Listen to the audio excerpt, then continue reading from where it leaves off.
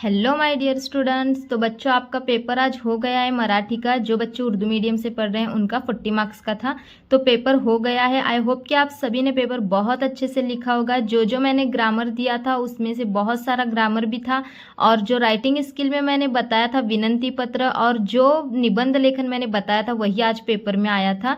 तो I hope कि आप सभी ने पेपर बहुत अच्छे से लिखा होगा। तो आज हम इसका सॉल्यूशन देखेंगे कि कैसे कैसे आपने आंसर्स लिखे हैं। तो एंड तक वीडियो को ज़रूर देखना, ताकि क्योंकि मैं इस वीडियो में आपको पूरे पेपर का सॉल्यूशन दिखाने वाली हूँ। आप चेक करके लेना कि क्या आपने आंसर्स को सही सही लिखा है। तो चलिए हम शुरू करते हैं। यहाँ पे सबसे पहले तो आपको सूचना दी गई थी, तो ये आपने सब पढ़ी होंगी। अब यहाँ पे देखो, विभाग एक था गद्य। तो गद्य में यहाँ पे पूछा गया था आपको कि आकृति आधारे कृति पूर्ण करायचे बोला गया था। तो आकृति पूर्ण करने के लिए यहाँ पे देखो आपको बोला गया था। तो अगर हम यहाँ पे देखेंगे तो सबसे पहले आपको ये पैराग्राफ के बेस्ड पे क्वेश्चन था, लेखकाचा सासरी छळ होण्याची कारणे, लेखिकाचा। तो यहाँ पे दो आंसर्स इसके थे, शुद्ध भाषा और वाचन। वो आंसर कहाँ पे, वो भी मैं आगे बताती हूँ आपको। देखो, ये आपको यहाँ पे पैराग्राफ दिया गया था। तो ये पैराग्राफ में देखो यहीं पे नीचे है, यहाँ पे है क्या, सासरी छळ होण्याचं कारण आहे। त्यांपैकी एक कारण म्हणजे शुद्ध भाषा और दूसरा माझं वाचन। तो सिर्फ यहाँ पे शुद्ध भाषा और वाचन इतना आपको लिखना था। फिर उसके बाद यहाँ पे देखो नेक्स्ट अगर हम अब देखेंगे तो यहाँ पे पूछा गया है योग्य उत्तर लिहा, लेखिकेच्या शाळेचे नाव। तो लेखिकेच्या शाळेचे नाव जो था बुनियादी ग्रामशाळा पिंपरी, यहीं पे है। देखो इसका आंसर देखो आपको पेपर में यहीं पे है, बुनियादी ग्रामशाळा पिंपरी। फिर उसके बाद देखो नीचे अब यहाँ पे क्वेश्चन था, सिंधुताई सपकाळ यांना शिकण्याची खूप तळमळ होती, पाठाच्या आधारे स्पष्ट करा। तो ये आप अपनी खुद की यहाँ पे राय देनी थी, सहमत था, तो ये आपने खुद से लिखना था, ये आपने लिखा होगा। तो चलो अब नेक्स्ट पैराग्राफ देखते हैं हम। यहाँ पे देखो ये वाला पैराग्राफ था, मोराच्या सवैर विहाराची स्थाने। तो स्थाने पूछा गया था। स्थान अगर आप यहाँ पे पेपर में देखेंगे तो ये है, देखो यहाँ पे तळ्याची पाळ, हिरवीगार कुरणे, देवालयाची उंच शिखरे और नदी नाले। ये चार जो है यहाँ पे आपको भरने थे और ये बॉक्स बना के भरना था इसके अंदर, ठीक है। तो इसका आंसर भी आप सबने अच्छे से लिखा होगा। फिर ये तो हमारा यहाँ पे पैराग्राफ खत्म हो गया। अब चलो नेक्स्ट पेज पे चलेंगे। ये देखो पीछे का पैराग्राफ पढ़ के आपको लिखना था, एका शब्दात उत्तर लिहा, मोराच्या ओरडण्याला म्हणतात। यहाँ पर केकारव पहले ही लाइन में है, पैराग्राफ की पहली लाइन में ये वर्ड है। उसके बाद मोराच्या आनंदाचा काळ असणारा ऋतू, ऋतु मोर का आनंद जिसमें होता है वो था पावसाळा, ये पैराग्राफ में आपको दिया गया है। फिर उसके बाद देखो यहाँ पे चौकट पूर्ण करा, मोर वावरण्याचा परिसर। तो मोर वावरण्याचा परिसर पैराग्राफ में मैं आपको दिखाती हूँ कहाँ पे है। ये देखो हम पीछे पैराग्राफ में आ गए, तो यहाँ पे है देखो, आपल्या निवासापासून अर्धा ते 2 किलोमीटरच्या परिसरात वावरतो, ये उसका आंसर है। तो मैंने वहाँ पे लिखा नहीं है, यहाँ पे टिक करके बताया है आपको। फिर देखो ये तो मैंने आपको बताया पीछे भी टिक करके। फिर ये मोर जागा होण्याची वेळ पहाटची, पहाटे, तो पहाट करके लिखा है यहाँ पे सिर्फ मैंने। फिर उसके बाद देखो अब यहाँ पे नेक्स्ट विभाग 2 था, पद्य। तो पद्य के अंदर यहाँ पे पूछा गया था, सुगरणीच्या खोप्याला कवयित्रीने दिलेल्या उपमा। तो यहाँ पे था आता है आपका आंसर झुलता बंगला और घरटे, ये घरटे है। तो ये आपको वहाँ पे पेपर में मैं बताती हूँ कहाँ पे है पोयम के अंदर।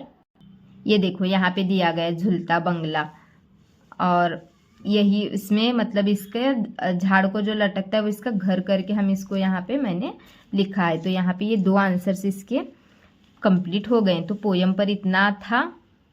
और ये देखो यहाँ पे था, दिलेल्या पंक्तींचा सरळ अर्थ लिहा। तो यहाँ पे तिची उलुशी चोच, तेच दात तोच ओठ, तुले देले रे देवानं 2 हात 10 बोट। तो ये वाला आपको पोयम का पढ़ के जाके आपको सरल अर्थ इसका लिखना था। तो आपने लिखा होगा इसका, क्योंकि मैंने आपको बोला था पोयम के ऊपर का बॉक्स पढ़ के जाके आपको ये सब कुछ लिखना है।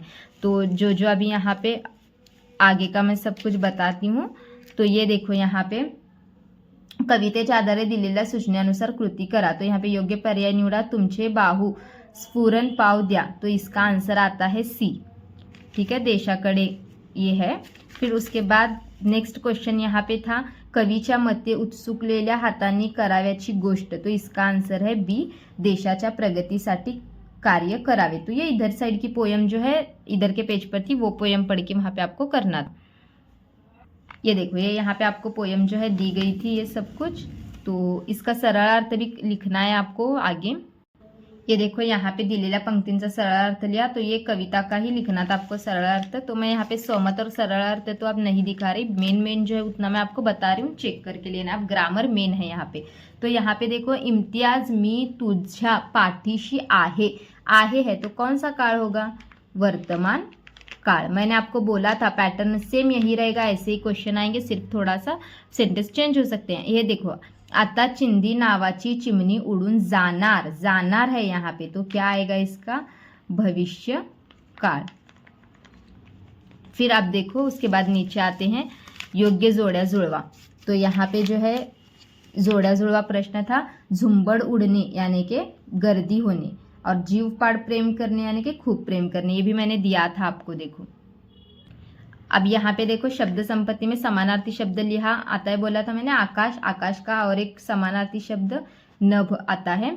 फिर उसके बाद संताप, संताप का जो है उसका आता है राग, ठीक है, या फिर क्रोध भी लिखे होंगे तो आप चलेगा। अब यहाँ पे देखो पुढील अर्थांपासून 2 शब्द तैयार करा, पुढील शब्दांपासून 2 अर्थपूर्ण शब्द तैयार करा। महासागर, तो यहाँ पे क्या क्या बनेगा, एक महा आएगा, फिर और जो है यहाँ पे सागर आ सकता है, और जो है क्या लिख सकते हैं हम, देखो इसको, और जो है हम यहाँ पे और भी वर्ड्स बना सकते हैं। अब यहाँ पे महा और सागर 2 तो बन गए, और आपने बनाए होंगे, तो अभी आप जो भी बनाए होंगे देख के आगे पीछे वर्ड्स को करके हम यहाँ पे बना सकते हैं अलग अलग वर्ड्स। फिर उसके बाद अचूक शब्द ओळखा, अचूक शब्द ओळखा के अंदर इसमें से आपको जो है वो सही आता है, ये वाला जो है सुरक्षित, तो सुरक्षित इसके अंदर ये वाला सही है, ठीक है। फिर सॉरी ये वाला नहीं, ये वाला सुरक्षित सही है। फिर उसके बाद देखो यहाँ पे गारहानी, तो ये वाला इसके अंदर जो है ये नंबर 3 वाला आपका सही है।